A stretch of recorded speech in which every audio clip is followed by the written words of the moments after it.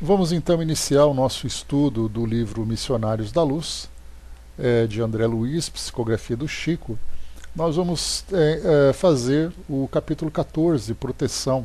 Embora nós tenhamos feito uma pequena introdução no nosso encontro anterior, como foi muito pouco, então a gente começa logo do início.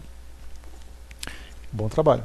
Então, logo do início, para a gente retomar o raciocínio, né? Então, só para a gente fazer uma recapitulação, no final do capítulo número 13, que falava sobre a reencarnação de Segismundo, nós temos aqui então o seguinte texto. Diz assim para nós: havia decorrido precisamente um quarto de hora, a contar do instante em que o elemento ativo ganhara o núcleo do óvulo passivo. Aqui ele fala do espermatozoide quando teve então a fecundação. Depois de prolongada aplicação magnética, que era secundada pelo esforço dos espíritos construtores, Alexandre aproximou-se de mim e falou: está terminada a operação inicial de ligação. Que Deus nos proteja. Depois aqui então, deixa eu ver aqui, tá.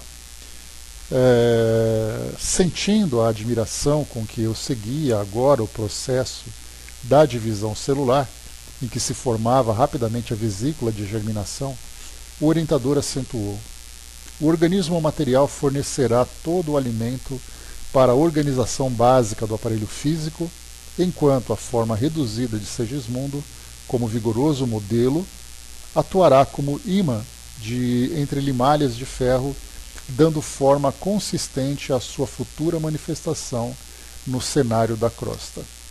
Aqui só esse trechinho. É um texto de passagem, né, trazendo uma explicação sobre aquilo que começava então a acontecer, mas ele traz uma profundidade muito grande. Só para a gente poder lembrar que então o organismo maternal vai trazer o alimento para que o corpo se desenvolva, enquanto a forma reduzida de Segismundo, como vigoroso modelo, ou seja, o perispírito, como molde do corpo físico, vai então, como um ímã entre aquelas limalhas de ferro, atraindo todas as substâncias e todo o material necessário para dar a forma que havia sido planejada. Então é uma passagem que a gente lê sem dar muita atenção, mas a gente percebe exatamente o significado do modelo do perispírito, né, como forma do corpo físico. E aí então nós entramos na parte da genética, na parte da elaboração do organismo para a reencarnação. Depois aqui ele fala sobre a importância da reencarnação como parte filosófica, e aqui depois ele diz: a hora ia muito avançada. Sentindo que Alexandre não se demoraria, acerquei-me ainda uma vez do quadro de formação fetal. O óvulo fecundado animava-se de profunda vida, evoluindo para a vesícula germinal. O orientador amigo convidou-me à retirada e falou: meu trabalho está findo. Entretanto, André, considerando as suas necessidades de valores novos, ponderei solicitar aos construtores a aquiescência de sua cooperação fraterna nos serviços protetores, sempre que você conte com a oportunidade de vir até aqui. Rejubilei-me encantado. Efetivamente não desejava outra coisa. Aquele estudo de embriologia sob novo prisma era fascinante e maravilhoso. Enquanto dava expansão à minha alegria íntima, o obsequioso mentor combinava providências relativas ao meu concurso e aprendizados simultâneos, ouvindo os companheiros. Daí a momentos, quando trocávamos saudações de despedida, Herculano, com muita simpatia e acolhimento, declarou que permaneceria à minha espera sempre que eu pudesse voltar à residência de Adelino para colaborar nos trabalhos de proteção. Então aqui termina esse capítulo 13, e nós vamos então agora para esse acompanhamento que André Luiz fará da gestação de Segismundo. Lembrando que as nossas personagens ativas aqui nessa passagem, nós temos Raquel e Adelino, que são os pais, Adelino, que é o reencarnante, Herculano, que é o responsável, Alexandre, então, que era o orientador de André Luiz, e o próprio, então, André Luiz como sendo para nós aqui o observador e o relator também dessa história, né? Flack, bom dia. Vamos então aqui, capítulo 14, proteção.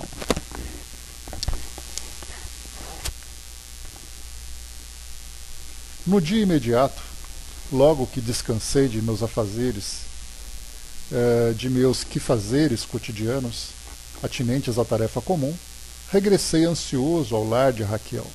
Então, quando se fala sobre esse quifazeres cotidianos da tarefa comum de André Luiz, a gente fica se perguntando, né?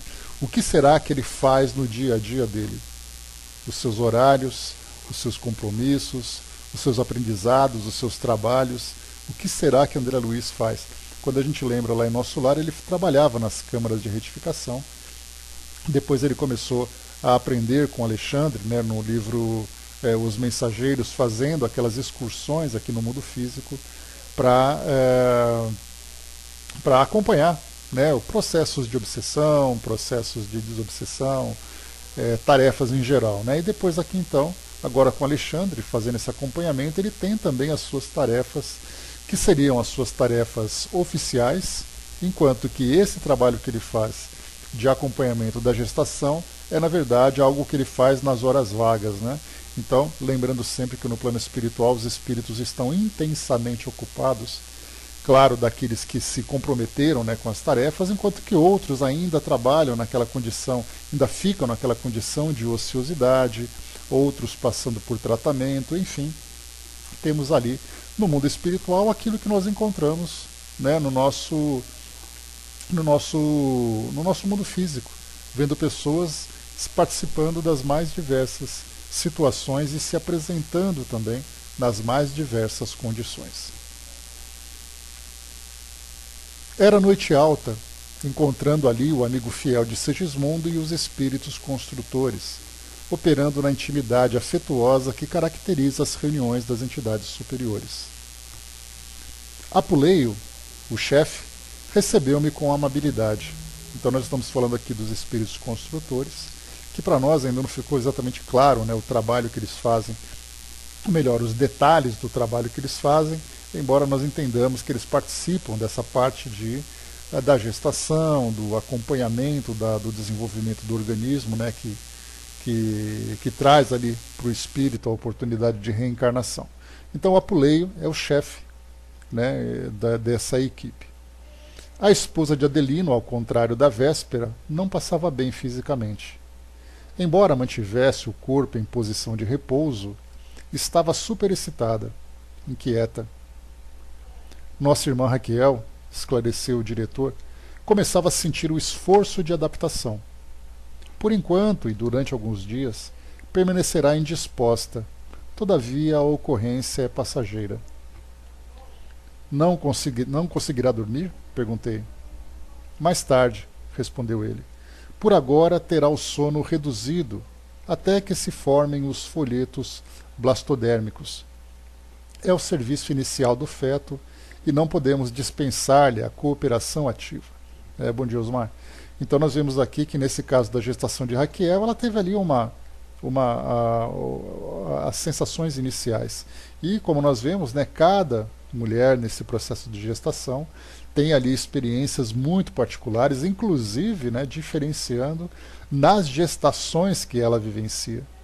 Isso nas questões orgânicas, nós consideramos também na parte fluídica, nós consideramos a parte emocional, a parte de compatibilidade, de afinidade com o espírito. Então nós vamos juntando os vários elementos que compõem essa experiência da gestação. No caso de Raquel, então, essa adaptação inicial, mas como foi orientado, seria ali uma situação temporária.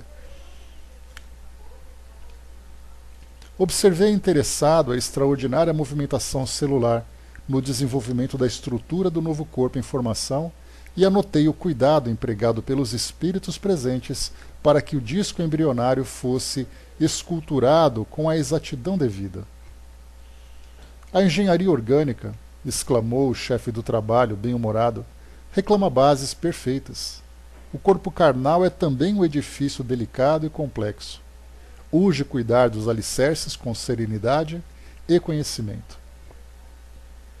Reconheci que o serviço de segmentação celular e ajustamento dos corpúsculos divididos ao molde do corpo perispirítico, em redução, era francamente mecânico, obedecendo a disposições naturais do campo orgânico. Mas toda a entidade microscópica do desenvolvimento da estrutura celular recebia o toque magnético das generosas entidades em serviço, dando-me a ideia de que toda célula filha era convenientemente preparada para sustentar a tarefa da iniciação do aparelho futuro. Como comentamos no nosso encontro anterior, essa parte de multiplicação celular, do desenvolvimento do organismo, é algo praticamente mecânico. Mas isso, se nós olharmos dentro do conhecimento científico terreno que nós temos hoje.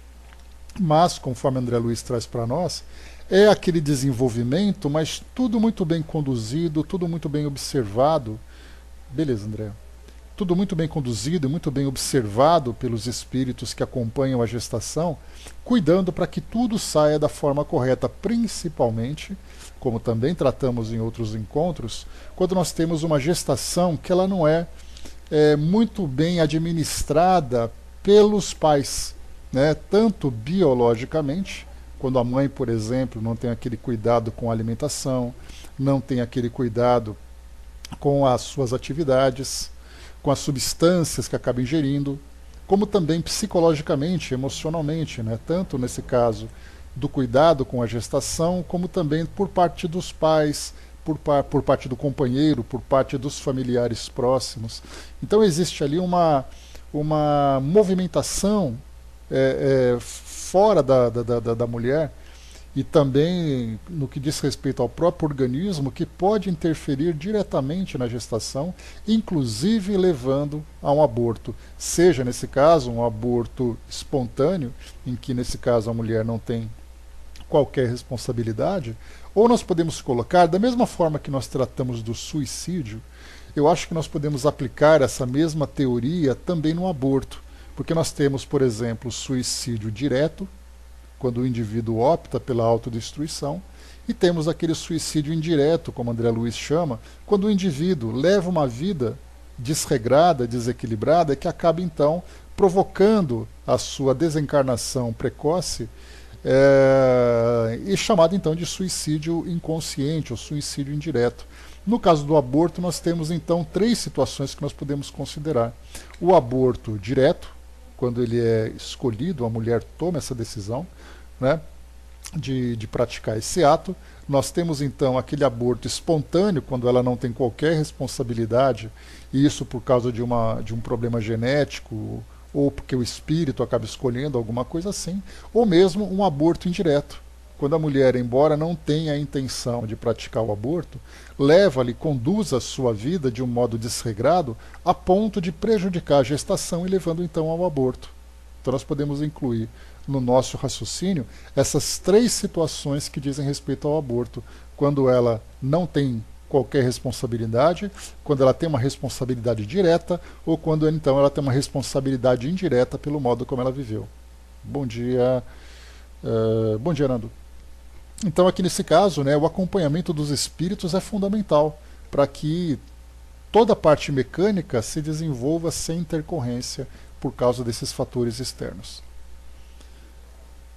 No intuito, talvez, de justificar o desvelo empregado, Apuleio explicou-me atencioso. Temos grandes responsabilidades na missão construtiva do mecanismo fetal.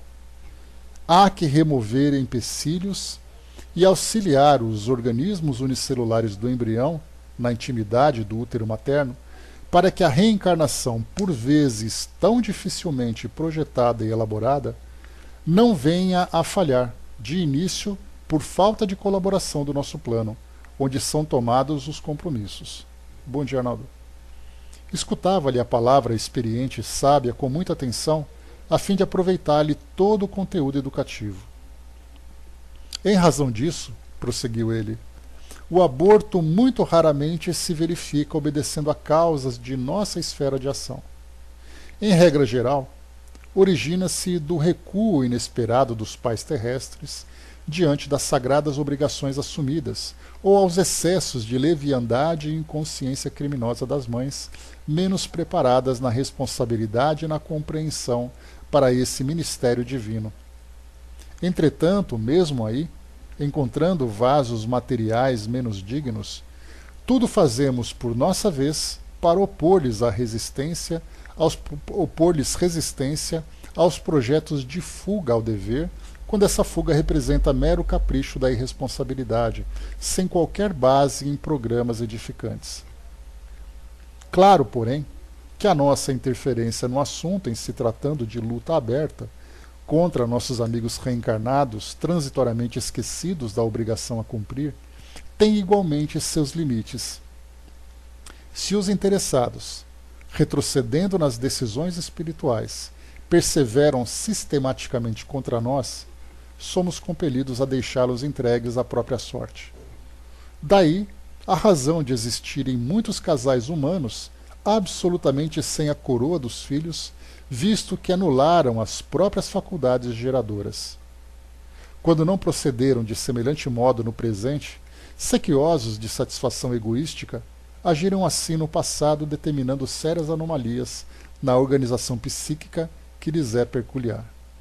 Nesse último caso, experimentam dolorosos períodos de solidão e sede afetiva até que refaçam dignamente o patrimônio de veneração que todos nós devemos às leis de Deus.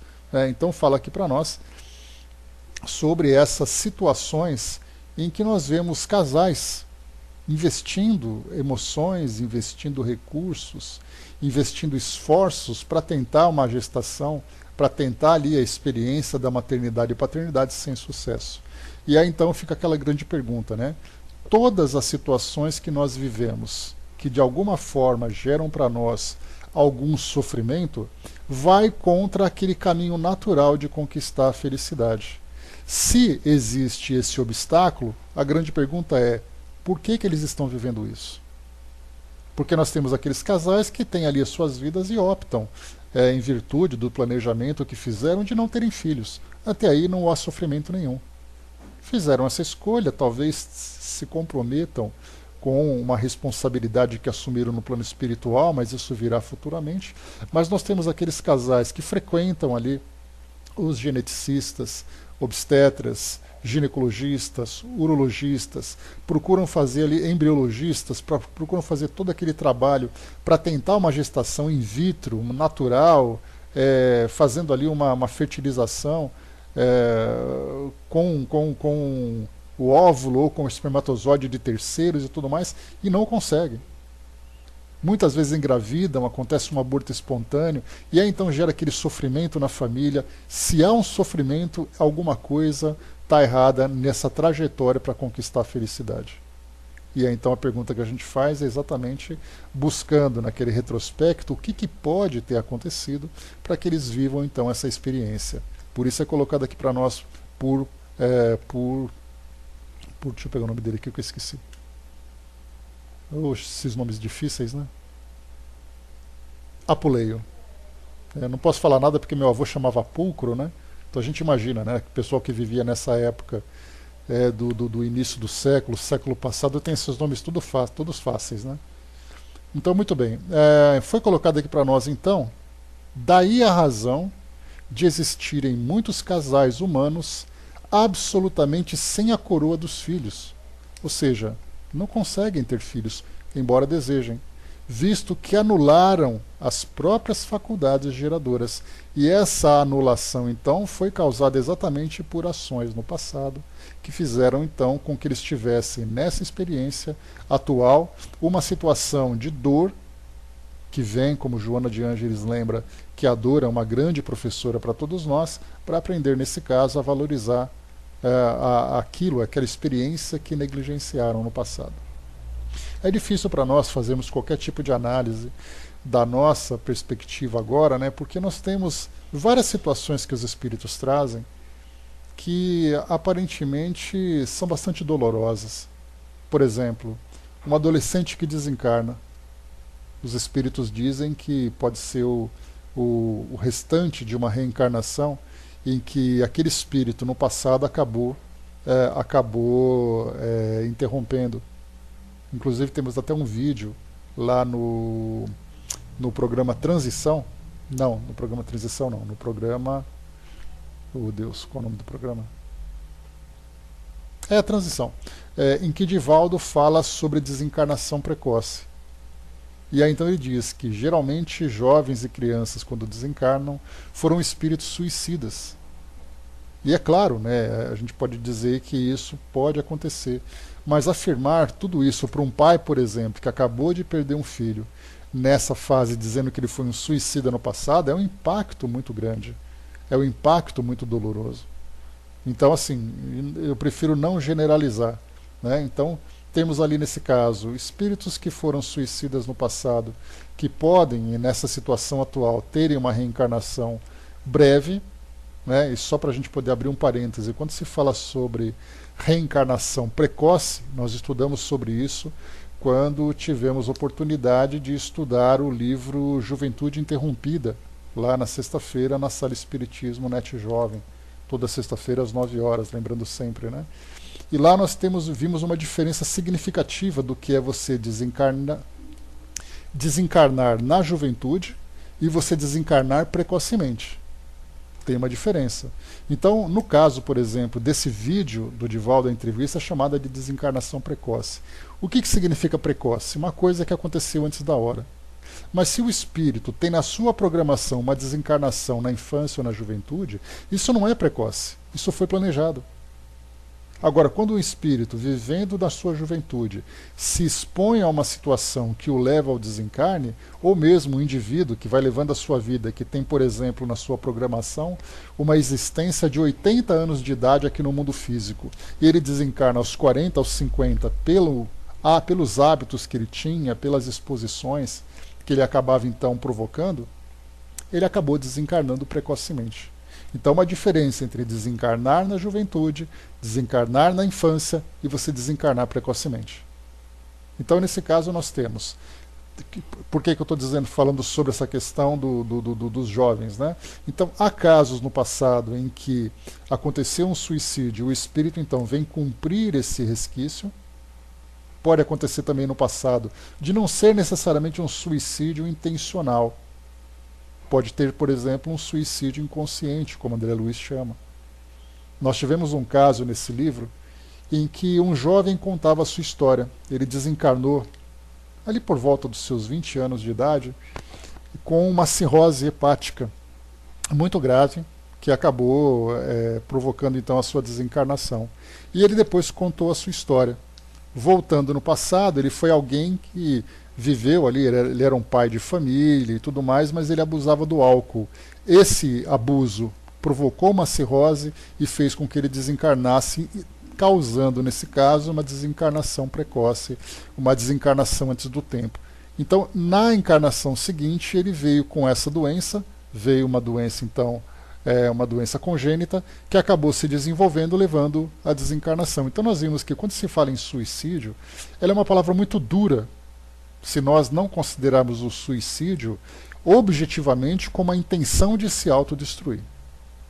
No caso de uma situação inconsciente, como acontece na maioria dos casos, né, então, como foi o caso dessa parte do alcoolismo que nós vimos, o alcoolismo numa existência anterior levou o indivíduo a uma doença na encarnação atual, provocando a sua desencarnação num tempo breve da sua existência, sem ser precoce nesse caso. Ele programou que havia necessidade dele vivenciar esses poucos anos aqui no mundo físico como complemento daquilo que no passado ele acabou negligenciando. Então a mesma coisa nós podemos também entender, falarmos assim de um modo muito duro, quando nós temos um casal que não consegue engravidar.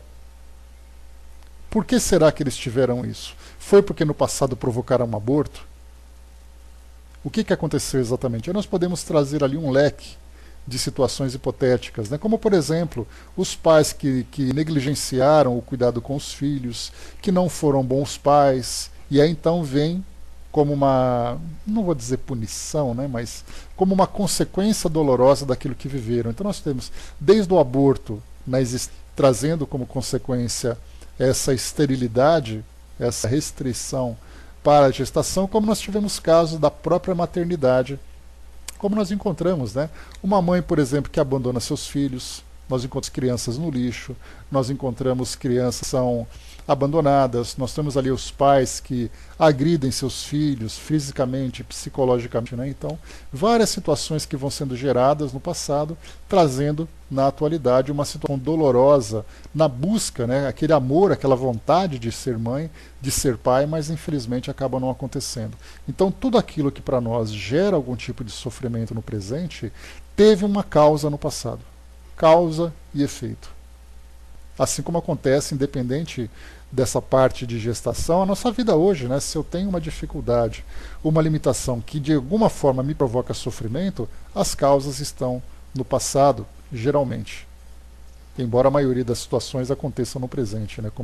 Como Kardec lembra lá no o Evangelho segundo o Espiritismo, no capítulo Bem-aventurados os aflitos. O Arnaldo lembrou aqui, existem desencarnações que podem ter acontecido por determinação do alto, até mesmo para evitar consequências maiores para o ser que se envolveu com situações diversas. Temos inclusive na Revista Espírita, nós temos ali Kardec trazendo para nós um fato em que os espíritos anteciparam a desencarnação de uma das nossas personagens lá do Contato com Kardec, porque ele começava então nas suas investigações provocando obstáculos problemáticos para o desenvolvimento da doutrina espírita.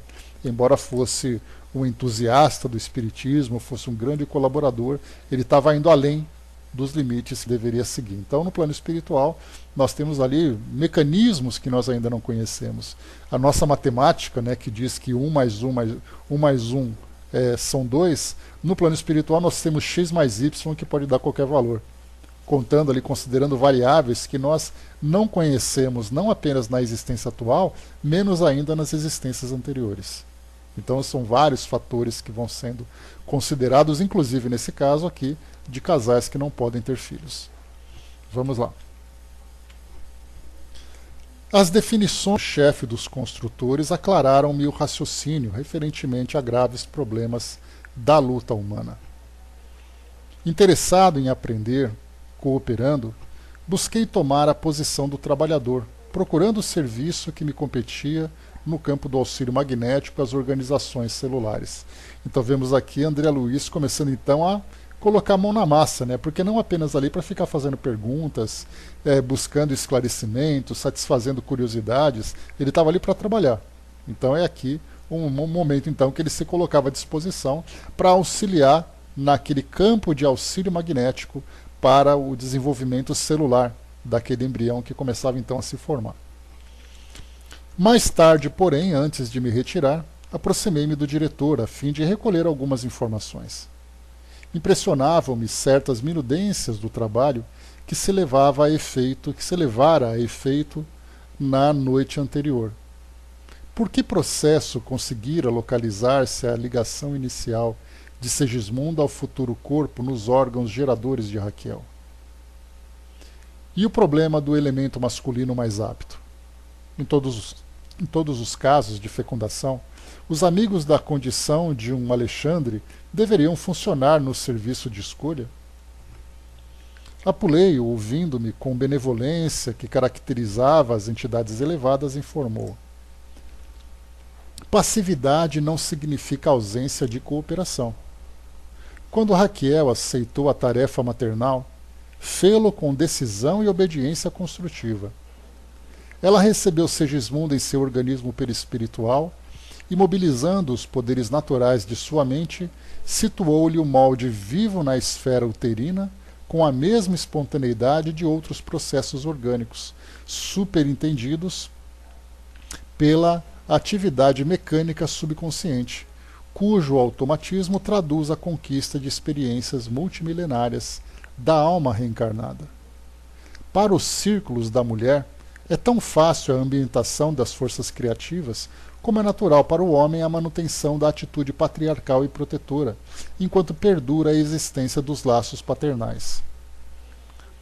Percebendo-me a intenção de aproveitar-lhe os informes para pequenino esforço meu, no sentido de escrever para leitores encarnados, Apuleio acentuou: teríamos grandes dificuldades em explicar aos homens terrestres o fenômeno da adaptação, das energias criativas no útero materno nos processos de reencarnação. Por enquanto, a tendência da maioria dos nossos irmãos encarnados encaminha-se para a materialização de todos os nossos esclarecimentos. É preciso esperar mais tempo para ministrar-lhes certas informações que, por agora, seriam para eles incompreensíveis. Aqui é só para observar o que foi colocado por Apuleio. Ele quis dizer assim que é difícil para os espíritos trazerem para nós informações de algo que para nós ainda é completamente desconhecido. É como se nós pegássemos aqui, por exemplo, se nós estivéssemos num centro cirúrgico assistindo a uma cirurgia abdominal e o médico então começasse a explicar para nós, que somos leigos, o nome dos tecidos, o nome dos procedimentos, o nome disso, o nome daquilo, a gente ficaria olhando assim com aquela cara de curiosidade. Tem um tio meu que diz assim, a gente ficaria olhando com a boca aberta, né? Ou seja, com aquela cara de não entendendo nada. Porque nós não temos ali a noção da fisiologia, não temos conhecimento de anatomia, das próprias técnicas cirúrgicas, nós nem sabemos nomes de aparelhos, nomes de instrumentos, nós ficaremos simplesmente parados, olhando, ouvindo o que ele tem para dizer. Ou saindo um pouco das cirurgias, da medicina e entrando, por exemplo, na parte de engenharia, onde nós teríamos ali um engenheiro explicando para nós detalhes de uma determinada estrutura, de um projeto, alguma coisa assim, com nomes, com cálculos, com fórmulas. E nós ficaremos simplesmente olhando sem entender absolutamente nada. Imaginemos agora quando, nesse caso, os espíritos trazem para nós algumas explicações de algo que não existe nada paralelo aqui no mundo físico. Nós não temos nada com que fazer comparação, a não ser aquilo que diz respeito à parte da gestação descrita pela nossa biologia terrena. Mas fora isso, fluídica, energias, ligações, campo de atração, nós não temos nada relacionado a isso aqui. Tanto que nós vimos ali em cima que Alexandre comentava que durante esse processo de gestação o perispírito de Segismundo seria como um ímã atraindo limalha de ferro.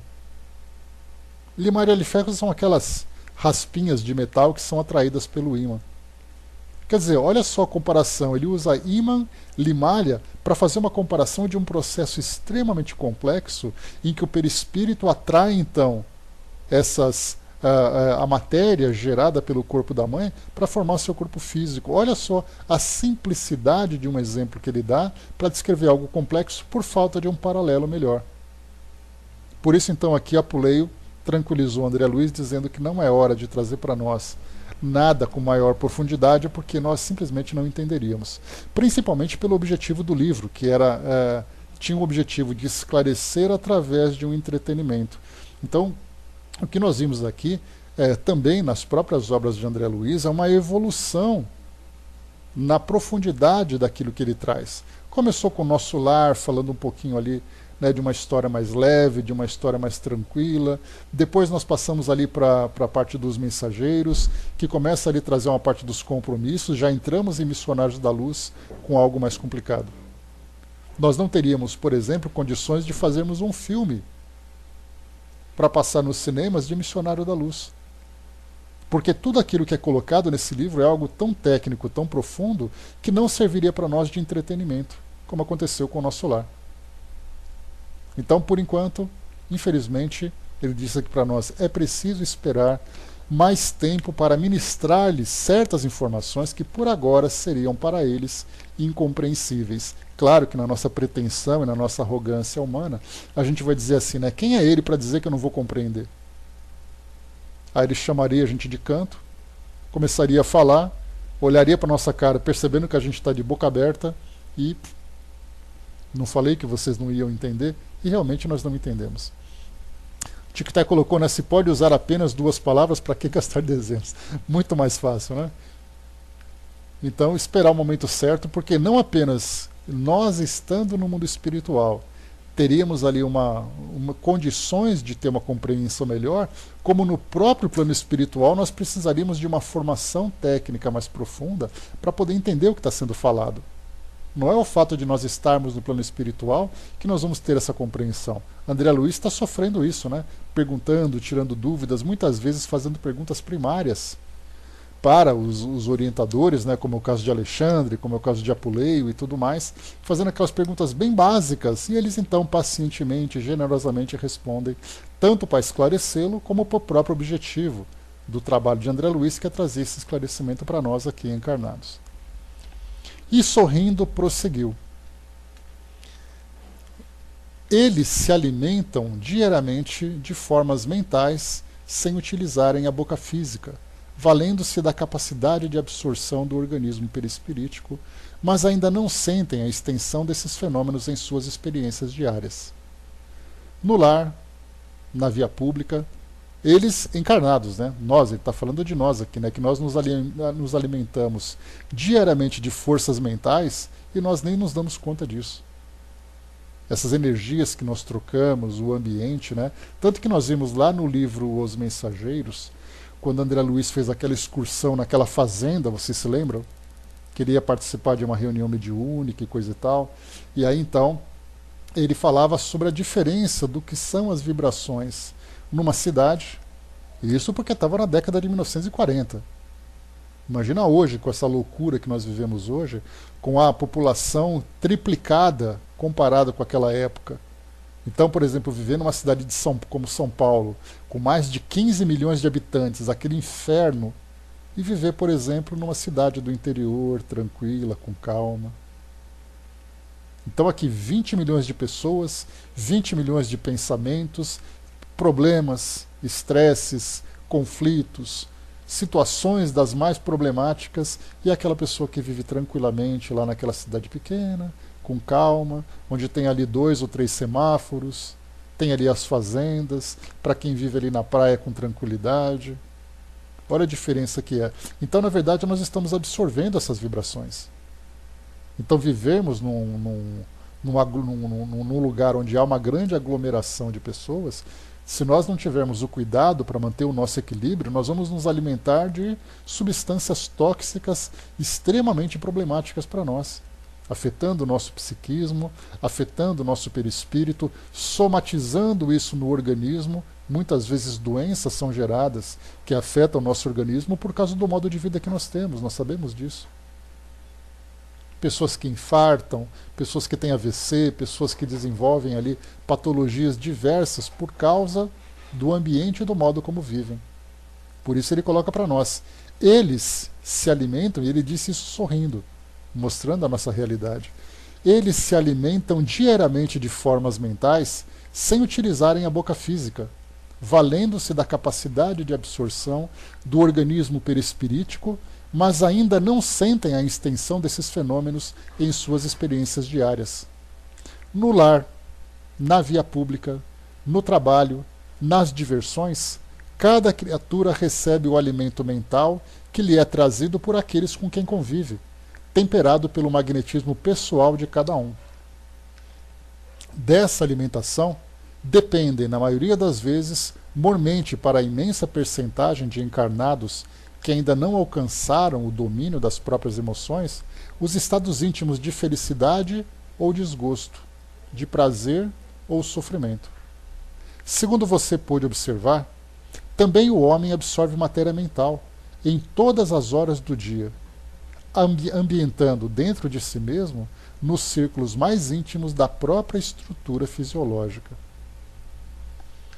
O chefe dos construtores fixou-me bem-humorado a expressão de surpresa ao lhe receber elucidações tão simples em assunto tão complexo e acrescentou: em sua experiência última na crosta, quando envergava os fluidos carnais, nunca sentiu perturbação do fígado depois de um atrito verbal? Jamais experimentou o desequilíbrio momentâneo do coração recebendo uma notícia angustiosa? Por que a desarmonia orgânica, se a hora em curso era muitas vezes de satisfação e felicidade? é que em tais momentos o homem recebe certa quantidade de força mental em seu campo de pensamento, como o fio recebe a carga da eletricidade positiva. O ponto de recepção está efetivamente no cérebro, mas se a criatura não está identificada com a lei de domínio efetivo, que manda selecionar as emissões que chegam até nós, ambientará a força perturbadora dentro de si mesma, na intimidade das células orgânicas, com grande prejuízo para as zonas vulneráveis. Apuleio, com muita serenidade, fez ligeiro intervalo e considerou: se é muito difícil explicar aos homens encarnados fatos rotineiros como esses a que nos referimos, repetidos com eles dezenas de vezes durante o dia na luta carnal, como informá-los com exatidão e minúcias quanto à ambientação do molde vivo para a edificação fetal na intimidade uterina? Precisamos esperar pelo concurso do tempo para conjugar as nossas experiências. Animado com as elucidações recebidas, observei: tem razão. Ainda hoje, embora minha condição de desencarnado, não me sinto à altura de receber determinadas notícias sem alterações no meu campo emocional.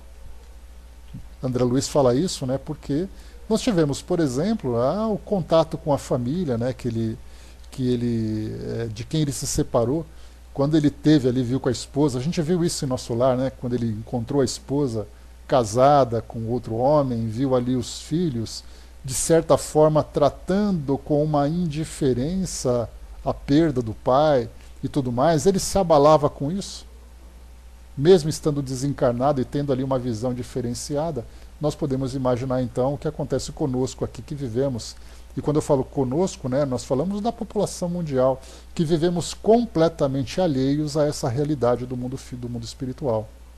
Nós espíritas temos a oportunidade de estudarmos com um pouco mais de detalhe, temos uma visão um pouco mais abrangente dessa realidade. Mas ainda assim, nós aprendemos na teoria, mas não compreendemos na prática. Né? Foi aquele que eu falei para vocês, eu até trouxe esse exemplo, quando nós estudamos na sexta-feira sobre as dissertações de São Vicente de Paulo sobre caridade na Revista Espírita. Eu trouxe um exemplo, né? Muitas vezes nós queremos manter a forma física apenas assistindo a um vídeo de ginástica, sem nos comprometermos com a ginástica em si. Quer dizer, de nada adianta eu querer buscar a saúde física apenas estudando na teoria. Na verdade, há a necessidade de trabalharmos isso, né? Como esperar, por exemplo, que todo médico fosse uma pessoa saudável. Mas se o médico não fizer por merecer e cuidar da saúde, por todo o conhecimento que ele tem, ele vai acabar tendo ali problemas de saúde, não adianta. É como imaginar, por exemplo, que todo professor de educação física sempre é um atleta, sempre é uma pessoa esbelta, mas se esse professor não fizer a parte dele na parte prática do trabalho, ele vai ser uma pessoa com problemas físicos sérios. A mesma coisa acontece conosco aqui. O fato de estar desencarnado não significa muita coisa. Se o desencarnado não elevar a sua sintonia, não elevar o seu pensamento. E no nosso caso não é diferente. Então André Luiz ainda sofria bastante com essas questões emocionais, mesmo estando desencarnado. Muito bem, falou o diretor satisfeito. É que você está fazendo o longo curso do autodomínio. Somente depois dele saberá selecionar as forças que o procuram, ambientando nas zonas íntimas de sua alma apenas aquelas de teor reconfortante ou construtivo. Aqui vale mais um comentário também. Hoje nós encontramos diversas técnicas que são apresentadas para nós para mantermos a harmonia. Nós temos, por exemplo, a yoga, nós temos, por exemplo, contato com a natureza, nós temos terapias diversas, né? Olê, bom dia. Então nós temos terapias diversas que trazem para nós uma proposta de equilíbrio, de harmonização. Nós temos inclusive, né, o trabalho caritativo que nos é colocado à nossa disposição, que faz para nós aquela terapia mental. Então nós temos hoje terapias diversas que procuram fazer com que nós mantenhamos sempre a nossa harmonia. Existe aquela recomendação para que nós nos distanciemos das situações problemáticas, né? Não dos problemas que nós temos que enfrentar, porque muitas vezes isso vem para nós como um desafio moral, né, uma prova moral que nós temos que superar. Muitas vezes são situações que fazem parte do nosso cotidiano.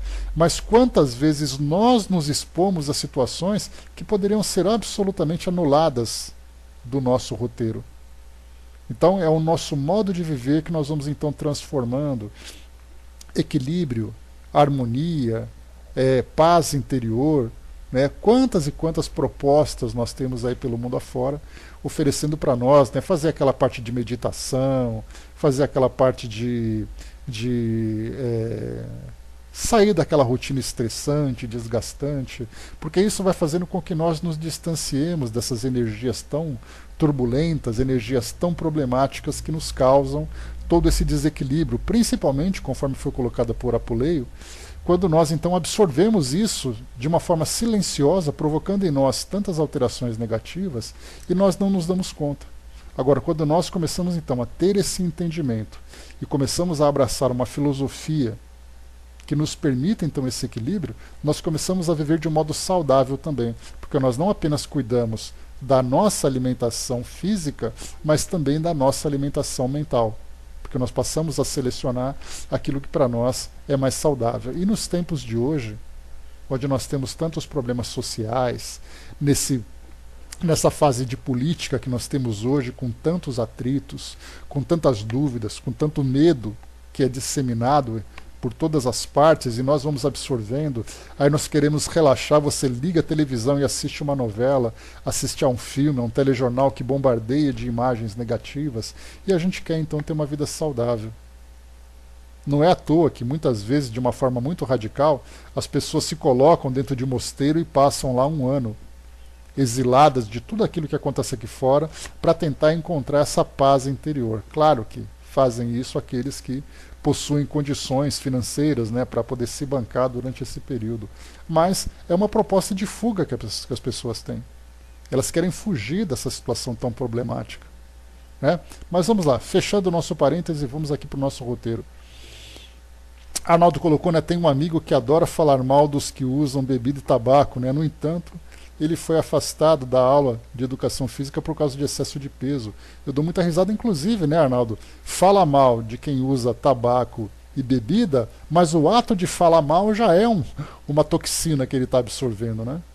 Então pensa naquilo que faz mal fisicamente, mas o que é colocado por Apuleio é exatamente isso. Essa ignorância que nós temos a respeito do mundo sutil das energias que nos envolvem. Das energias, dos fluidos, das vibrações. Então, eu vou dizer assim, não, meu corpo é saudável, eu não uso bebida, eu não faço uso de qualquer substância que me prejudique o organismo, mas quando está nessa época de política, então ele entra naquela turbulência, naquela preocupação toda, naquele estresse, disseminando isso, disseminando aquilo, e ele acha que tem uma vida saudável. Não, porque eu corro todo dia, porque eu me alimento bem, eu sou vegetariano, inclusive isso é um discurso, né? Vegetariano não, sou vegano. Sou vegano porque eu não faço isso, aquilo, mas eu detesto aquele camarada, eu não vou votar no outro, tomara que o outro se exploda. E mal percebe ele que essas toxinas mentais estão fazendo mal para ele de uma forma extremamente problemática. Ah, ele era professor de educação física ainda, né? Pois é, o dia na desencarnação dele não vai conseguir isso. Pois é, exatamente, né? André colocou, né, é muito difícil nos equilibrarmos frente a tanto desequilíbrio nas pessoas e na atmosfera. Mas isso se dá, Andréia, a parte mais difícil desse processo é a ignorância dessa realidade. Quando nós temos o entendimento, você começa então a planejar a sua vida a partir desse esclarecimento que você adquiriu. Mas o que nós vemos no mundo hoje são as pessoas completamente ignorantes com relação a isso. Como eu falei para vocês, né, nós temos esse entendimento, então a doutrina espírita fala sobre isso, o budismo fala muito sobre isso, né, o budismo é uma filosofia que trabalha muito a parte do espírito. Não trabalha a parte religiosa, diferentemente das religiões tradicionais. Trabalha o espírito, trazendo toda a sabedoria de Buda, toda aquela filosofia de você viver de uma forma harmoniosa e tudo mais, né? Então, ter esse entendimento é um primeiro passo significativo. Porque você não sabe o que fazer se você não souber para que serve. Quando você começa a ter essa compreensão de que as energias estão o tempo todo nos envolvendo na interação com pessoas, na interação com o ambiente, vivendo determinadas situações, quando isso se torna claro para mim, eu começo a dizer, peraí, eu sei que isso me faz mal, então eu tenho que fazer alguma coisa para me proteger. Olha só. Agora, alguém tem que fazer alguma coisa para se proteger. Se proteger do quê? Se ele não sabe nem que existe. Então, quando alguém tem assim aquela vida mais zen, aquela vida mais equilibrada, as pessoas olham e falam assim, ah, mas você é muito zen. Ah, eu não sou assim não, eu não tenho paciência para isso. Inclusive aquele que tem essa vida de um modo muito saudável, acaba sendo objeto de ironias, de sarcasmos, de apontamentos. Porque ele é o estranho. O normal é viver o estresse do dia a dia. Mas quando nós temos o esclarecimento, nós começamos então a moldar o nosso modo de viver para buscar algo mais saudável. Tico até colocou, falar mal dos outros é gostoso, é a nossa natureza. O egoísmo está muito presente dentro de nós ainda. E é exatamente esse egoísmo a nossa grande motivação. É difícil, mas a gente... Pois é, esse esclarecimento que a gente tem, Didima, nos dá essa motivação de tentar. Agora, quando você não sabe nada, você vai vivendo de acordo com o ritmo que a vida vai te impondo. A massa vai vivendo daquele jeito, você vive junto com a massa e todo mundo sofre coletivamente. Agora, quando a gente tem um entendimento, eu falei, peraí, eu não quero isso. Eu não quero isso porque isso me desgasta, isso me prejudica de alguma forma. Né? Se para nós é difícil, imagina para o mundo. Nós falamos de mais de 7 bilhões de pessoas completamente ignorantes sobre essa realidade. E aquele mínimo que sabe, muitas vezes ainda traz ali aquelas dificuldades para mudar o nosso dia a dia. Né? André lembrou, né, as pessoas dizem que eu transmito muita paz, né, mas mal elas sabem como a doutrina e o trabalho interior me ajuda, mas nada é conquistado sem esforço. Né? Você pode até transmitir paz, mas ninguém sabe a quantidade de suor que você derrama dentro desse campo moral para poder segurar ali as tendências, controlar ali o seu modo de viver, escolher ambiente. Ninguém percebe isso. Mas vamos lá. Deixa eu ver aqui. Tá. Em seguida, então, seguindo aqui para nós agora, depois dessa parte paralela aqui que André Luiz conversando com o Apuleio trouxeram para nós esse ensinamento, né? A Mariô lembrou, né, que Jesus não disse que seria fácil, mas possível, né? Pois é. Para muitos ainda é impossível porque não reconhecem o próprio potencial, mas tudo virá no seu devido tempo. Em seguida, fornecendo-me a impressão de desejar manter-se dentro do assunto em exame, Apuleio prosseguiu. Quanto às suas observações alusivas à colaboração de Alexandre na escolha do elemento masculino de fecundação, cumpre-me acentuar que não podemos contar em todos os casos com esse concurso, que depende do setor de merecimento. Entretanto, quando o fator magnético não procede de cooperação elevada dessa ordem, devemos considerar que ele prevalece do mesmo modo, compreendendo-se que a esfera passiva está igualmente impregnada de energias de atração.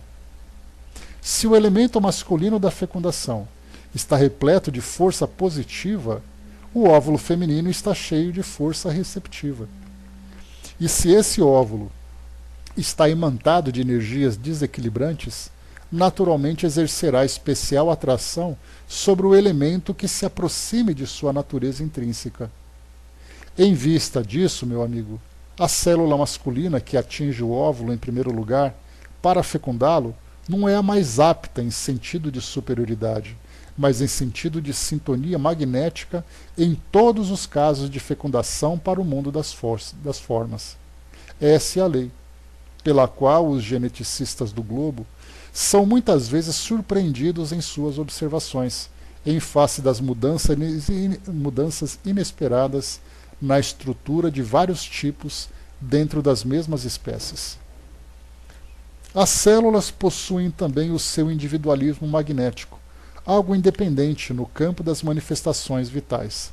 Então isso aqui para nós ainda é algo completamente fora do nosso entendimento, principalmente porque nós imaginamos milhares, milhões de espermatozoides naquela corrida para fecundação, cada um tendo ali a sua força magnética própria, buscando a sintonia com o óvulo, que também apresenta uma força magnética. Então, é a combinação, é a sintonia dessas forças que fazem com que eles se busquem.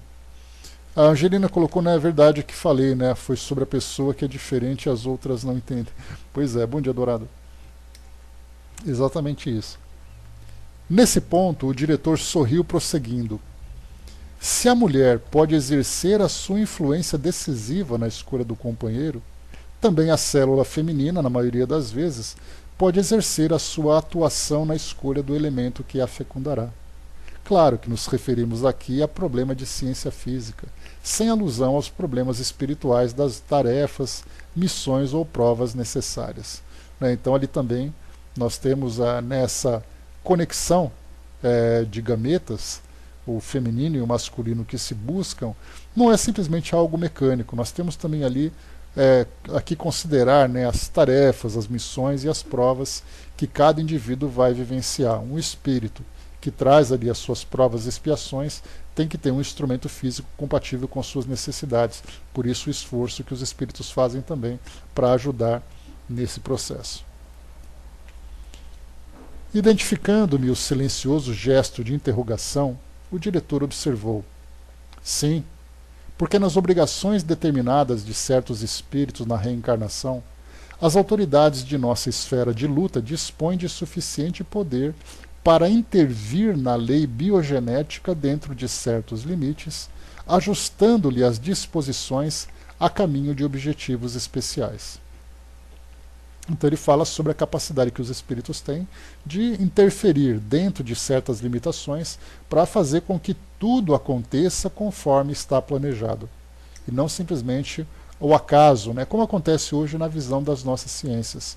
Por acaso, se há uma criança que nasce com uma deficiência física, com uma deficiência genética, alguém que desenvolve uma doença, o primeiro apontamento das nossas ciências vem exatamente para a natureza, porque a natureza não pode ser perfeita em tudo. Ah, mas o meu filho nasceu com esse problema grave de saúde. Acontece, a natureza nem sempre é perfeita. Mas aí então nós voltamos os nossos olhos para os bastidores desse processo, e nós vemos então ali que o espírito traz em sua carga perispiritual todas as marcas necessárias, todos os detalhes necessários para que ele possa cumprir com suas provas, com suas expiações. Enquanto que as nossas ciências atribuem apenas à natureza essa imperfeição. Então nós vemos ali como a distância que existe entre a verdade que o mundo espiritual apresenta para nós e aquilo que a nossa ciência considera como verdade. Então, felizmente, essa verdade humana ela vai então se modificando com o passar do tempo, diferentemente da verdade absoluta, que é exatamente aquela que se cumpre perante as leis de Deus. Nesse momento, porém, nossa conversação foi interrompida. Pequeno grupo de entidades amigas pedia a presença de Apuleio fora da câmara de serviço. Muito gentil, o chefe de trabalho convidou-me a acompanhá-lo. Apresentou-se o grupo com desembaraço. Constituía-se de 2 senhoras desencarnadas, amigas de Raquel, e de um amigo de Segismundo, desejosos de testemunhar-lhes afeto e dedicação na experiência em curso. Vinham de nossa colônia espiritual, em serviço de assistência a familiares detidos na crosta, e pretendia aproveitar a oportunidade para a visita carinhosa. Aqui a gente lembra sempre, como foi colocado, que os espíritos amigos sempre acompanham aqueles que são do seu afeto nesse processo de reencarnação.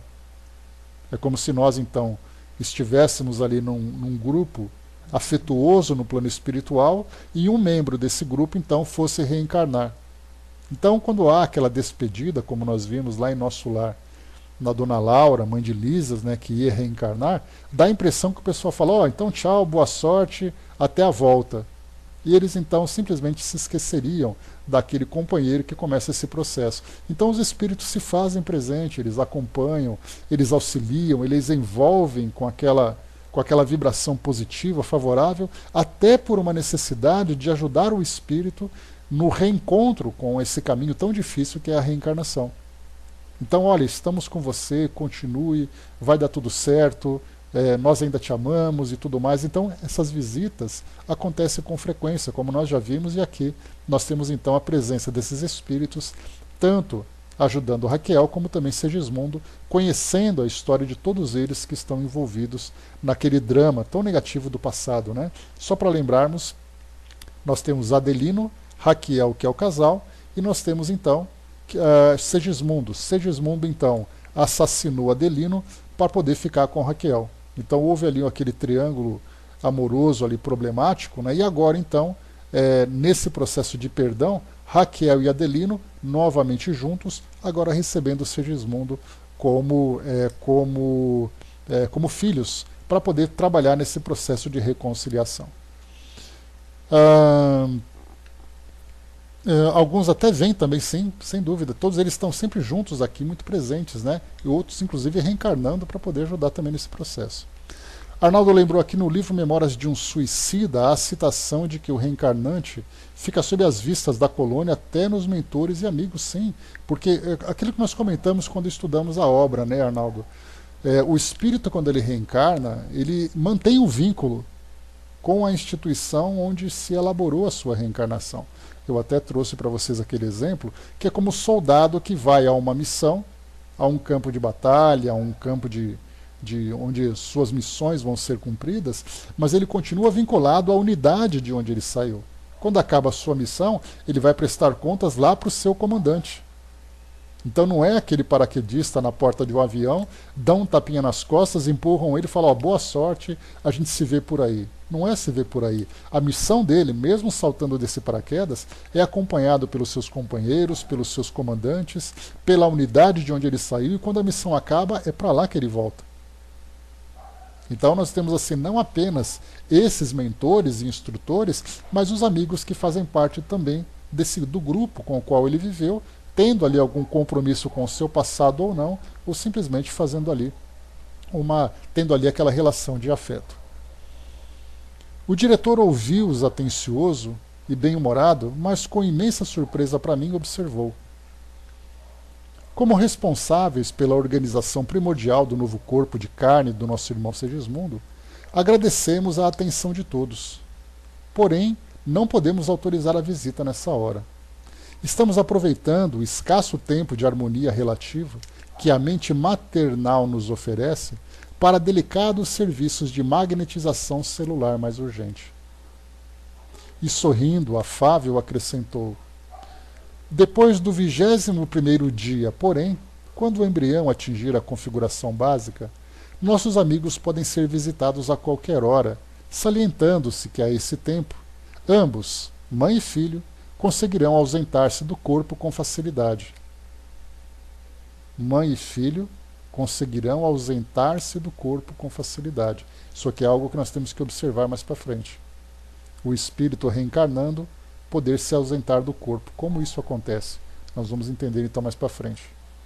Por enquanto, nosso amigo Segismundo não pode afastar-se e a nossa irmã Raquel, ainda mesmo em estado de sono físico, é obrigada a permanecer junto de nós a pequena distância. Não há dúvida, replicou o cavalheiro de nossa esfera, não desejamos perturbar o desenvolvimento do trabalho. Né? Aqui seria mais ou menos como se visitantes fossem receber ali, né, uma parturiente no hospital que acabou de ter o bebê, querendo dar aquele abraço, parabenizar, e o médico fala assim, olha, vem semana que vem porque ela acabou de fazer a cirurgia, o bebê está no berçário ainda recebendo todo o tratamento, não é hora. Né? Seria mais ou menos essa ideia paralela que nós podemos trazer. Sabemos que Raquel ficaria muitíssimo comovida com o nosso abraço pessoal, comentou uma da senhora. A alegria inesperada, de qualquer modo, é também um toque. É o que precisamos evitar, replicou Apuleio satisfeito. Desejo, todavia, fazer-lhes sentir que Segismundo necessita de amparo espiritual de todos nós. Temos recomendação de notificar a todos os seus amigos quanto à presente reencarnação dele, a fim de que venham até aqui quando lhes seja possível, não somente para beneficiá-lo com os valores do estímulo espiritual, senão também para colaborarem com as suas vibrações de simpatia na organização harmoniosa do feto. Voltaremos na primeira oportunidade, exclamou uma das visitantes que até ali se mantivera silenciosa. Precisamos colaborar em benefício de Raquel. E acentuou sorridente. Temos uma série de excursões espirituais para as próximas noites dela. Faremos tudo por oferecer-lhes um estado d'alma confiante e feliz. Diversas amigas se encontram avisadas para esse fim. Muito bem, respondeu o diretor atencioso. Logo após, despediram-se os visitantes, enquanto eu registrava mais uma preciosa lição do plano espiritual. Então, pessoal, nós paramos por aqui. Temos ainda mais trabalhos de André Luiz com oh Deus, qual é o nome dele mesmo? Apuleio, lembrei. Então, temos aqui ainda outros detalhes, novas atividades que eles vão realizar. Então, aproveitando aqui a deixa dessa mudança de foco da nossa história, com essa visita que eles receberam então nós continuamos na próxima quarta-feira esse capítulo 14, uma história tão interessante, tanta coisa para a gente extrair de lições morais, de reflexões para nós, por isso que é importante, eu sempre falo para vocês que muito mais do que leitura, é importantíssimo o estudo. Porque a leitura, certamente nós já teríamos avançado umas 20 páginas nesse nosso tempo, mas ao contrário disso, nós extraímos tantas experiências, tantas reflexões importantes para aplicação no nosso dia a dia. Por isso, então, quando se fala em ler um livro e se fala em estudar um livro, nós vemos a diferença que existe entre ambos. Felizmente, nós temos aqui o nosso tempo e o nosso espaço para fazer isso, Então, feliz de nós que podemos aprender tanto com esses livros tão instrutivos que chegam para nós. Então nós paramos aqui na página número 154 desse nosso capítulo 14, chamado então, intitulado aqui de Proteção, e aguardamos então na semana que vem, semana que vem não, na próxima quarta-feira, a continuação aqui